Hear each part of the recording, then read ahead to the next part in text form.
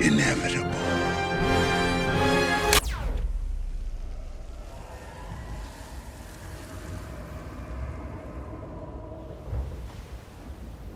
He did it. What's up, guys? Roy Benny. Nature is healing. It's hard to really keep track of all of the incredible W's for reality and the reset of Western civilization this weekend, but we're going to do our best on this channel.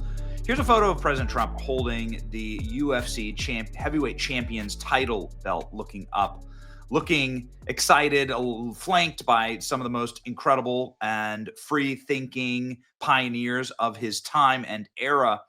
We said this is the single greatest photo of the Trump era thus far, beaming with optimism, political unifier, champion energy, uplifting everyone around him, total cultural domination, and looking forward to the future. You know, this is something that I think is really interesting about the culture, is that right now, Republicans are culture. Trump is culture. Here's Donald Trump leading a cheer of 25,000 people in Madison Square Garden this weekend. This is culture. And this is the now dominant culture. The left has completely and totally failed. I'll take John Jones handing Trump the belt. I'll take 100,000 Lizzos and every person on the Diddy list versus this. This is so much more powerful than Oprah getting millions and millions of dollars for her endorsement. And everybody is starting to realize that. It's an incredible reset that's happening right now. Riley Gaines tears into AOC for removing the pronouns from her bio. Did you know this? AOC took the pronouns out of her bio and is essentially backtracking on wokeness entirely. You see it right here. RIP AOC's pronouns. she, her goes right over to a, just don't worry about it. Don't worry about it. The last 4 years, nobody remembers it. We were all on vacation. Yeah, because we forgot. This is because AOC's district was one of the hardest right-swinging districts in all of New York. The hardest right-swinging district in all of New York. Correction, for Donald Trump. That's why this is happening. It's happening because of money. And it's happening because of relevance and money. I'm telling you, that's what these people are motivated by. Hey, Elon Musk, it says Cenk, the guy who started the Young Turks. Cenk is asking to work in the Trump administration. Do you understand that, the timeline that we're in right now? Cenk is asking to work in the Trump administration. Put me in charge of the Pentagon. I'll slash $400 billion easy. That'll get you 20% of your way to a $2 trillion goal right out of the gate. I went to Wharton for 3 years before you. I own a media company, so I know how to run a business. If you really want to cut it, put me in, coach. This is understand where we're at now. Cenk is asking to work for Trump. Cenk is asking to work in the Trump administration. He can't tag Donald Trump. He's tagging Elon Musk. But whatever. He's asking to work inside of the Trump administration. Fake news inferno. MSNBC viewership craters after Trump victory. Morning Joe down 40%. Joy Reid down 55%. Comcast looking to sell channel. Now this, ladies and gentlemen, is where you actually get the total brutality of the moment. This is a real thing. Okay, the New York Times here with their headline, viewers flee MSNBC, flock to Fox News in wake of election.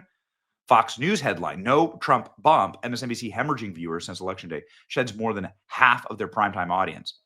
It's a stale product no one will want to listen to going forward. Oh, no. MSNBC shed 26% of its year-to-date totals. But things even got worse for primetime. It turns out that MSNBC is only averaging 1.1 million viewers during the month of October. Their audience plummeted to 700,000 on Wednesday, a remarkable 31% drop. Fox News Channel's viewership grew 61% in that time period. So what's to explain all of this? People realize they've been propagandized and lied to. That's what's actually happening here. People are recognizing that they have been used and psyoped by, they don't trust them, right? When somebody lies to you, you stop trusting them. Ladies and gentlemen, now some of the biggest liars and fanatics, anti-Trump, visceral, venomizing, raging, true TDS lunatics, the guys who called Trump Hitler, fascist, garbage, these people who said Trump is literally Hitler are now meeting with Trump. Do you believe this? Okay, host of MSNBC Morning Joe, the most viciously anti-Trump show in the country, in the world, probably, have now announced that they went to Mar-a-Lago and they met with Donald Trump. Oh yes, They want to reopen lines of communication. You know what that means? That means they want to solve this problem. Morning Joe is down 40% across the board. Other MSNBC hosts are down 50 and 60%, 67%. Yeah, that's what they're trying to solve. They're trying to solve for bankruptcy is what's going on. So now they've gone to Trump begging and groveling. This is delicious to see. Here you go. Over the past week, Joe and I have heard from so many people, from political leaders to regular citizens, deeply dismayed by several of President-elect Trump's cabinet selections, and they are scared. Last Thursday, we expressed our own concerns on this broadcast and even said we would appreciate the opportunity to speak with the president-elect himself. On Friday, we were given the opportunity to do just that. Joe and I went to Mar-a-Lago to meet personally with President-elect Trump. It was the first time we have seen him in 7 years. Now, we talked about a lot of issues, including abortion, mass deportation, threats of political retribution against political opponents, and media outlets. We talked about that a good bit.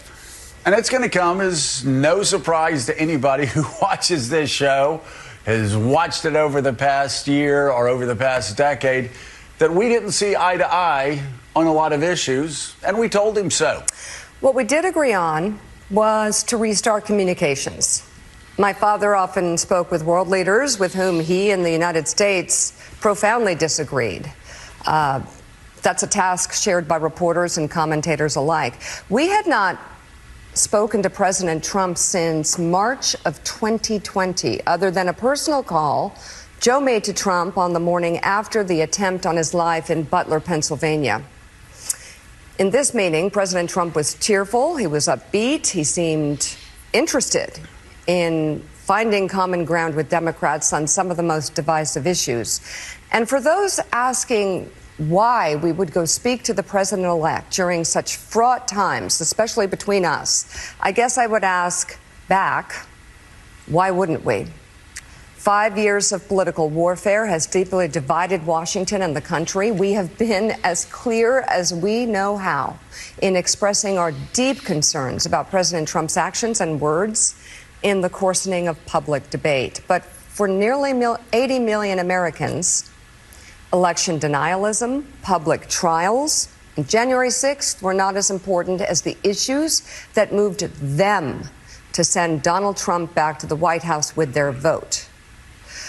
Joe and I realize it's time to do something different, and that starts with not only talking about Donald Trump, but also talking with him.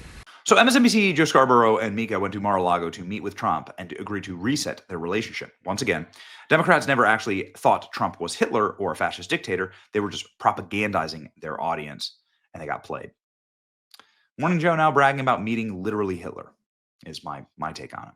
Here's Fox News' take on it, which I think is particularly juicy and salty. Here you go. Interesting. Just a short time ago this morning, the hosts of MSNBC's Morning Joe program announced that they privately met face-to-face with Donald Trump at Mar-a-Lago on Friday. They said it was their first meeting with him in 7 years, and that while they disagree with him on a variety of topics, they agreed to reopen lines of communication, saying they don't want to just talk about Donald Trump, they want to start talking to him again. We'll send it back to you. If that came, we're just hearing that too, Bill. That is probably the most magnanimous thing any individual in America has done in a long After time. They called him every name under the sun. For 3 years, they call him fascist, Hitler. Yep. Every day, at every panel, there was nobody even to say, ever since Harold Ford left that building, there was not one person saying anything nice about Trump. And for him to take that, what is it, breakfast? It just shows you, though, that he does want, to smooth things over. Maybe he is going to unite our country. And like you said earlier, everyone's doing the dances out on the... Right. Hey, Bill, when Rachel Maddow shows up at Mar-a-Lago, can we make that a Fox News alert? Well, if we can get a camera down there, we'll show it to you guys live. All right. Thank Well, this just goes to show you something that's really true in this space, which is just don't lie to your audience. Like, if you want to remain trustworthy, if you want to remain in business, just don't lie, right? Like it's very simple. Like just tell the truth. over the past 4 years, sometimes we had to tell truths that like suck, but we tell the truth anyway because it's better for you to, like, you're an adult, you can handle it. It's better for you to live in the real world than some type of fake rage bot fantasy torture chamber of the people who live on MSNBC. That's how you destroy your business. I mean, like, good riddance is what I say. Good riddance. Man, that must have been a delicious meeting with Donald Trump. Oh man, we were at Mar-a-Lago this weekend. I really, really wish that I had been at that meeting. It's your boy Benny. Like, share, and subscribe.